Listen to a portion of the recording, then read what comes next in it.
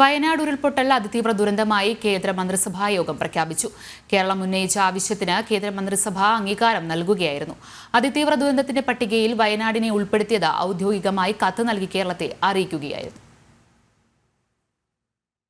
ചൂരൽമല മുണ്ടക്കൈ ഉരുൾപൊട്ടലിനെ അതിതീവ്ര ദുരന്തമായി പ്രഖ്യാപിച്ചുകൊണ്ടാണ് കേന്ദ്ര മന്ത്രിസഭാ യോഗം കേരളത്തെ കത്തിലൂടെ അറിയിപ്പ് നൽകിയത്.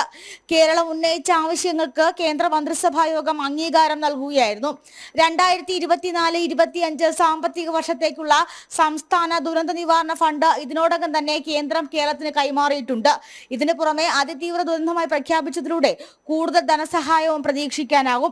കേരളത്തിന്റെ അക്കൗണ്ട് ജനറൽ സംസ്ഥാനത്തിന്റെ കയ്യിൽ ദുരന്ത നിവാരണ ഫണ്ടിന്റെ നീക്കിയിരിപ്പായി 394.99 കോടി രൂപ ഉണ്ടെന്ന് കേന്ദ്രത്തെ അറിയിച്ചിരുന്നു.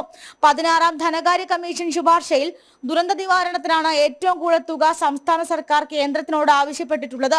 ഇതുകൂടി മുന്നിൽ കണ്ടാണ് വയനാട് പുനരധിവാസം ഉൾപ്പെടെ കാര്യക്ഷമമായി നടപ്പിലാക്കാൻ ദുരന്തത്തെ അതിതീവ്ര പട്ടികയിൽ ഉൾപ്പെടുത്തിയത്. കേരളം വയനാട് ദുരന്തത്തെ രാഷ്ട്രീയ ആയുധമാക്കി ഉപയോഗിക്കുന്നതിനിടയിലാണ് കേന്ദ്രത്തിന്റെ സുപ്രധാന തീരുമാനം. ജനം, തിരുവനന്തപുരം.